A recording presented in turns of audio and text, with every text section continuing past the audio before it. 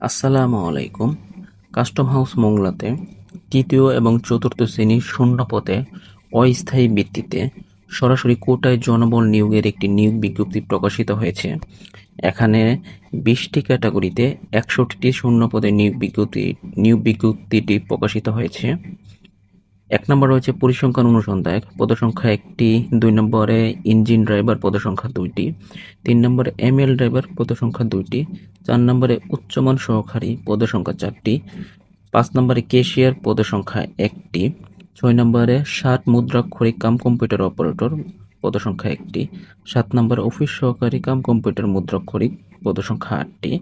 8 নম্বরে speedboat driver, পদসংখ্যা 3টি। সিপাহী 5টি, সারেং 1টি, সুখানি 1টি, গ্রেজার 2টি, রেকর্ড সাপ্লায়ার 4টি, স্টুয়ার্ড 1টি, ভান্ডারি 1টি, টুপাস 1টি, অফিস সহায়ক 3টি, বুটম্যান 3টি এবং নিরাপত্তা প্রহরী দারোয়ান বা গার্ড 5টি এবং সর্বশেষ রয়েছে লস্কর 12টি। এসব পদে আপনারা পঞ্চম শ্রেণী, অষ্টম শ্রেণী, মাধ্যমিক, উচ্চ মাধ্যমিক এবং স্নাতকধারী সকল জেলার নারী এবং পুরুষগণ আবেদন করতে পারবেন। তবে কিছু নির্দিষ্ট যোগ্যতা এখানে প্রয়োজন হবে, যেমন পরিসংখ্যান অনুসন্ধানের জন্য অবশ্যই পরিসংখ্যান, অর্থনীতি বা গণিতের উপরে 2য় শ্রেণী স্নাতক ডিগ্রি থাকতে হবে। ইঞ্জিন ড্রাইভারের ক্ষেত্রে অবশ্যই মেরিন ইঞ্জিন ড্রাইভারের সনদ থাকতে হবে ইংল্যান্ডের, এবং এমএলএ ড্রাইভারের ক্ষেত্রে মেরিন ইঞ্জিন ড্রাইভার ইনল্যান্ড এর 2য় শ্রেণীর সনদপত্র।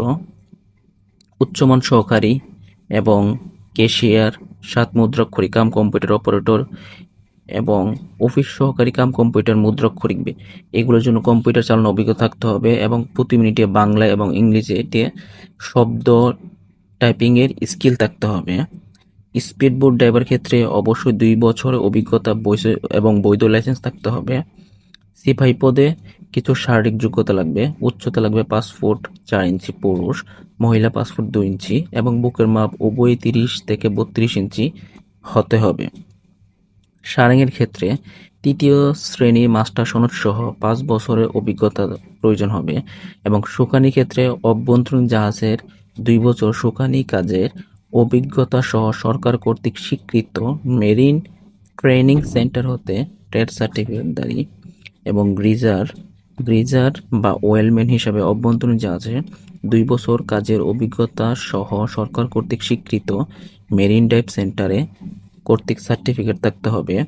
রেকর্ড সাপ্লায়ার ক্ষেত্রে হচ্ছে অফিস সহায়ক এবং 3 বছর কাজের অভিজ্ঞতা এবং বান্ডারি কাজে 8ম শ্রেণী পাস থাকতে হবে এবং বান্ডারি হিসাবে অভ্যন্তরীণ জাহাজে ন্যূনতম 2 বছর কাজের অভিজ্ঞতা থাকতে হবে। বুটম্যান হচ্ছে 5ম শ্রেণী পাস এবং বুটম্যান হিসাবে কমপক্ষে 3 বছর কাজের অভিজ্ঞতা থাকতে হবে। তো এইগুলো আপনারা আবার একটু দেখে নেবেন।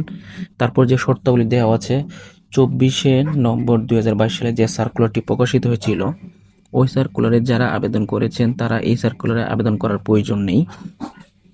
আবেদনে কিছু বয়সসীমা রয়েছে।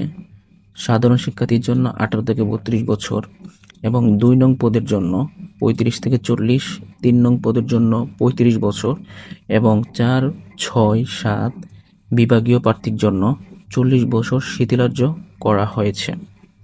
এবং আবেদনের যে লিঙ্কটি সেটি হচ্ছে mcs.telecom.com.bd।